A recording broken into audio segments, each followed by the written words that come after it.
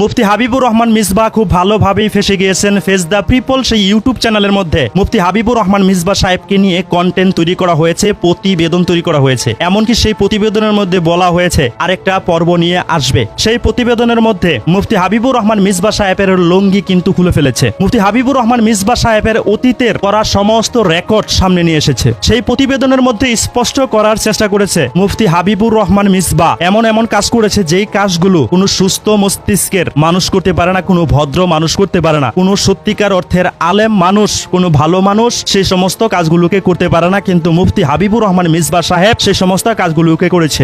এবং এরপরও তিনি আরো 4টা বিয়ে করছেন, টোটাল 9টা বিয়ের সংবাদ পাওয়া গেছে, এবং একাধিক পরকীয়া।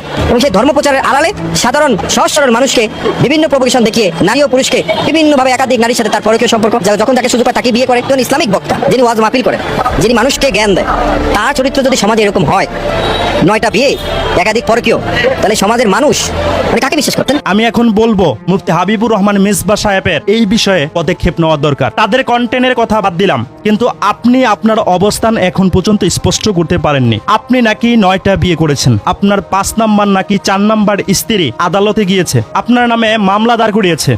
এই হাবিবুর রহমান মিসবাহ সাহেবের 5ম স্ত্রী হলো আজকের বাদী হুমায়রা জান্নাত। এবং এরপরও তিনি আরো 4টা বিয়ে করছেন, টোটাল 9টা বিয়ের সংবাদ পাওয়া গেছে, এবং একাধিক পরকীয়া। অর্থাৎ তো এই বাদিনী আপনার যেহেতু তার সাথে একটা বিবাহ হয়েছে, এই সমস্ত ঘটনা উল্লেখ করে একটা যৌতুকের মামলা করেছে বিজ্ঞ আদালত মেট্রো মিশন 11 জনাব এহসানুল হক। উনি মামলাটা আমলে নিয়েছে, আমলে নিয়ে সরাসরি সমন জারি করেছেন। মুফতি হাবিবুর রহমান মিসবাহ, আপনাকে আমরা অসংখ্য অগণিত মানুষ মন থেকে ভালোবাসি। বিশেষ করে আপনি ইসলামী আন্দোলন বাংলাদেশের সাথে জড়িত আছেন, অন্যদিকে আপনি একজন কওমি অঙ্গনের গর্বিত সন্তান, যেই কারণে আপনাকে অসংখ্য অগণিত মানুষ ভালোবাসে। অন্যদিকে মাওলানা হাফিজুর রহমান সিদ্দিকী হাফিজাহুল্লাহর ছোট ভাই আপনি, আদরের ভাই আপনি, সেই কারণে আপনাকে অসংখ্য অগণিত মানুষ কলিজা থেকে ভালোবাসে। তাদের প্রতিবেদনের কথা আমি বাদ দিলাম, আপনার ব্যবসার প্রতি তাদের নজর গিয়েছে, আপনার ব্যবসাটাকে ধ্বংস করে দেওয়ার চেষ্টা তারা করছে, তারা পাইতারা করছে। কিন্তু এখন প্রশ্ন হচ্ছে, আপনি যে একটা ভিডিও ক্রিয়েট করেছেন, সেই ভিডিওর মধ্যে আপনি কিন্তু বেশ কিছু বিভ্রান্তকর কথা বলেছেন। আপনি বলেছেন আপনার বেডরুমের মধ্যে সিসি ক্যামেরা লাগিয়েছে। শুধু এতটুকু আপনারা হিসাব করেন যে ঘরের মানুষ যদি বছরব্যাপী ষড়যন্ত্রে লিপ্ত থাকে এবং আমার ব্যাপারে যদি অভিযোগই থাকে, তাহলে আমাকে কেন বলবে না? বাসায় যদি সিসি ক্যামেরা লাগায়, আমি যে ডিভাইসটা দিয়ে এই ভিডিওটাকে শুট করছি, সেই ডিভাইসটার মধ্যে কিন্তু আমার হোয়াটসঅ্যাপ নাম্বার দিয়ে হোয়াটসঅ্যাপ খোলা আছে, সেই একই নাম্বার দিয়ে সেই একই হোয়াটসঅ্যাপ আমার ল্যাপটপের মধ্যেও আছে। এখন কথা হচ্ছে, আপনার হাতে তো ডিভাইসটা থাকে, আপনার হোয়াটসঅ্যাপের আইডি আরেকটা ডিভাইসের মধ্যে তারা নিয়েছে। সে যদি মেসেজ করে, সে যদি কথাবার্তা বলে, আপনার ডিভাইসে কি আপনি দেখতে পাবেন না? আসলেই এতটাই বিশ্বাস ছিল, ঘরের মানুষের উপর বিশ্বাস থাকাটাই স্বাভাবিক। তো সেখানে আমার হোয়াটসঅ্যাপ ডিভাইস যদি তার কাছে থাকে, তখন আপনার সাথে কথা বললেও দেখাবে আমি কথা বলতেছি। ঘরে সিসি ক্যামেরা কোন পর্যায়ে গিয়ে দেয়, কোন ষড়যন্ত্রটা থাকলে নিজের ঘরের বেডরুমে সিসি ক্যামেরা লাগাতে পারে? আমাকে একটু হেয় করা, আমার ব্যবসাকে একটু দমায় রাখা, কারণ আমি যে অঙ্গনে আছি এই অঙ্গনে যেন কেউ দাঁড়াতে না পারে, এমন একটা ষড়যন্ত্রের আভাস আমি পাইতেছি এই গত কয়েকদিনের। আপনি একজন পাবলিক ফিগার, আপনি কেন এগুলো জিনিসকে নিয়ে সচেতনতা অবলম্বন করেননি? কেন আপনার ডিভাইস নিয়ে আরেকজন কথা বলছে অথচ আপনি বুঝতে পারছেন না? মানে আমার হোয়াটসঅ্যাপে যদি কেউ মেসেজ পাঠায়, এই মেসেজ আমার ল্যাপটপেও চলে যায়, আমার এই মোবাইল ফোনটার মধ্যে চলে আসে, যেটা দিয়ে আমি ভিডিও শুট করছি। তাহলে আপনারটার ক্ষেত্রেও তো ঠিক এটাই হবে। আমি যদি ল্যাপটপ দিয়ে কারোর সাথে কথা বলি, আমার মোবাইলে কিন্তু হিস্টোরি থাকে। আমি যদি মোবাইলে কারোর সাথে কথা বলি হোয়াটসঅ্যাপে, আমার ল্যাপটপে কিন্তু তার হিস্টোরি থাকে। তাহলে তো আপনারটাও সেম একই হওয়ার কথা। আপনি কেন বুঝতে পারলেন না? আপনার এই কথার কতটা যুক্তি আছে এটা আমার মাথায় ধরছে না। আপনার হোয়াটসঅ্যাপ আরেকটা ডিভাইসের মধ্যে আছে, আপনার ডিভাইসে থাকার পাশাপাশি আপনি বুঝতে পারছেন না এটা কিভাবে সম্ভব হতে পারে। আর আপনার ঘরের ভিতরে, আপনার বেডরুমের ভিতরে সিসি ক্যামেরা লাগিয়েছে, কে লাগিয়েছে? আপনার ওয়াইফ। আপনার ওয়াইফ যদি লাগিয়ে থাকে, তাহলে আপনি আইনগতভাবে ব্যবস্থা কেন নিলেন না, কিংবা এই বিষয়গুলোকে কেন স্পষ্ট করলেন না, কিংবা এখন পর্যন্ত কিন্তু আপনি এই বিষয়গুলোকে স্পষ্ট করতে পারছেন না? আমি আপনার বিপক্ষে না, আমি আপনাকে আল্লাহর কসম করে বলছি, কলিজা থেকে ভালোবাসি, কিন্তু এই সমস্ত প্রশ্নগুলো কিন্তু থেকেই যায়। আপনি 9টা বিয়ে করেছেন, এটা নিয়ে অভিযোগ উঠেছে। এই হাবিবুর রহমান মিসবাহ সাহেবের 5ম স্ত্রী হলো আজকের বাদী হুমায়রা জান্নাত। এবং এরপরও তিনি আরো 4টা বিয়ে করছেন, টোটাল 9টা বিয়ের সংবাদ পাওয়া গেছে, এবং একাধিক পরকীয়া। অর্থাৎ তো এই বাদিনী আপনার যেহেতু তার সাথে একটা বিবাহ হয়েছে, এই সমস্ত ঘটনা উল্লেখ করে একটা যৌতুকের মামলা করেছে বিজ্ঞ আদালত মেট্রো মিশন 11 জনাব এহসানুল হক।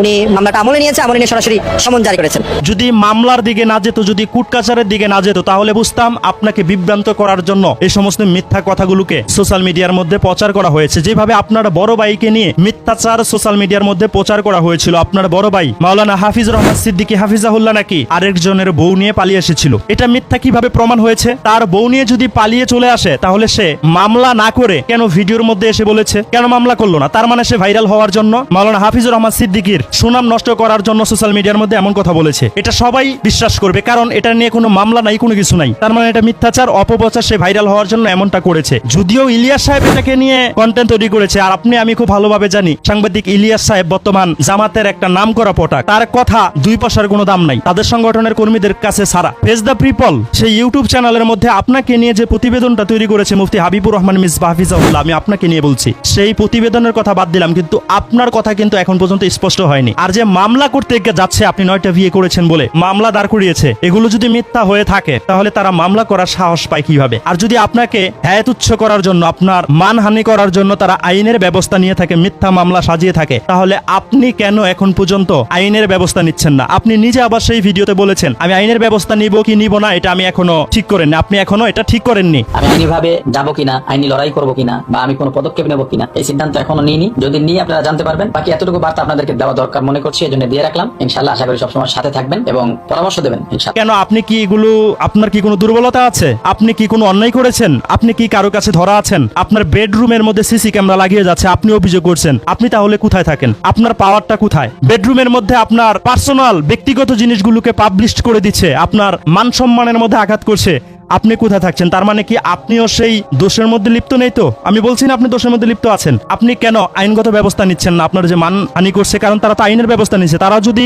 শুধু ভিডিও বার্তা দিত যে আপনি এটা করেছেন, ওইটা করেছেন, কল রেকর্ড ভাইরাল হয়েছে, এটা বক্কর, তাহলে না বোঝা যেত আপনাকে নিয়ে মিথ্যাচার করছে। তারা তো আইনের আশ্রয় নিচ্ছে। আপনি নিজেও এই বিষয়ে কথা বলেছেন, কিন্তু আপনার কথা স্পষ্ট না। আপনি কয়টা বিবাহ করেছেন? আপনার ভিডিও বার্তাতে দেখে বোঝা যাচ্ছে যে আপনি 2টা বিবাহ করেছেন। 2টা বিয়ে যে করেছেন, এই 2টা বিয়ে আপনার পারিবারিক ভাবেই 2টা বিয়ে হয়েছে। আর বিয়ের ব্যাপার, আমার প্রথম বিয়ে পারিবারিক ভাবেই হয়েছিল, পারিবারিক ভাবেই সেপারেশন হয়েছে। এর পরের বিয়েও পারিবারিক ভাবে হয়েছে, তিনি এখনো আছেন। কিন্তু আপনার নামে যে মামলা দাঁড় করাচ্ছে কিংবা দাঁড় করিয়েছে, সেই মামলার মধ্যে তো 9টা বিয়ের কথা বলা হচ্ছে, আপনার চরিত্র নিয়েও কথা বলা হচ্ছে। আমরা চাই মুফতি হাবিবুর রহমান মিসবাহ সাহেব, আপনার যদি দুর্বলতা থেকে না থাকে, আপনি যদি সঠিক পথে থেকে থাকেন, অবশ্যই আপনার যে মানহানি হচ্ছে, আপনাকে নিয়ে যে বিভ্রান্ত তৈরি করা হচ্ছে, আপনার মান সম্মান নিয়ে যে আঘাত করা হচ্ছে, আপনাকে ঘিরে ইসলামী আন্দোলন বাংলাদেশকেও তারা উল্টা পাল্টা কথা বলছে, আপনি আপনার অবস্থান স্পষ্ট করেন। আপনার ঘরের মধ্যে সিসি ক্যামেরা লাগিয়েছে, আপনি যদিও সেখানে মোটামুটি ভালোই পরিষ্কার করেছেন, ঘরের মানুষ আপনাকে ফাঁসিয়ে দিতে যাচ্ছে। তার মানে আপনি আপনার ওয়াইফের কথাই মনে হয় সেখানে বলেছেন। আমি যতদূর বুঝতে পেরেছি, যদি আপনার কথা একদমই স্পষ্ট না, আধা স্পষ্ট,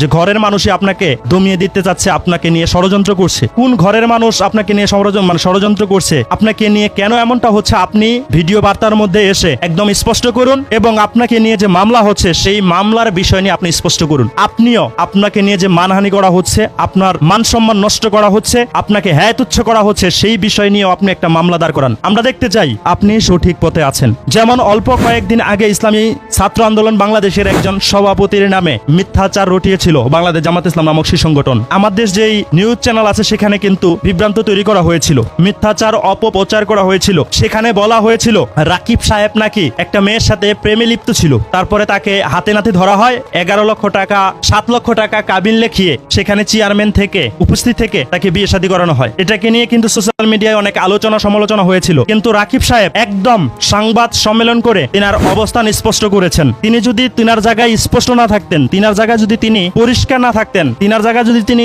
স্ট্রং না থাকতেন, তিনি কিন্তু সংবাদ সম্মেলন করতে পারতো না। আর সংবাদ সম্মেলন করার পরে কিন্তু যেই চেয়ারম্যান এই কথাগুলোকে বলেছিল, সেই চেয়ারম্যানের কাছে কিন্তু জিজ্ঞাসা করা হয়েছিল, চেয়ারম্যান কিন্তু পরবর্তীতে এই সমস্ত বিষয়ের কোনো কথা বলেননি। আপনিও যদি সঠিক পথে থেকে থাকেন, আপনার যদি এই সমস্ত বিষয়গুলোর কোনো ইস্যু না থেকে থাকে, আপনি আপনার অবস্থান স্পষ্ট করুন, আপনি মানুষকে বুঝিয়ে দিন আপনার নামে মিথ্যাচার অপপ্রচার করা হচ্ছে। তবে একটা জিনিস আমরা স্পষ্ট হচ্ছি, আপনার ব্যবসার প্রতি অনেকের কালো চক্ষু পড়েছে, আপনার ব্যবসাটাকে ধ্বংস করে দিতে যাচ্ছে। আপনার কথা শুনে বোঝা গিয়েছে, এমনকি আমরা এটা অনেকেই ধারণা করতে পারছি। কিন্তু আপনি যে 9টা বিয়ে করেছেন, এই যে মামলাটা হলো, এটার বিষয়ে আপনি স্পষ্ট করবেন। আপনার অডিয়েন্স যারা আছে, আপনার ভালোবাসার মানুষ যারা আছে, আমরা অধীর আগ্রহ নিয়ে আছি।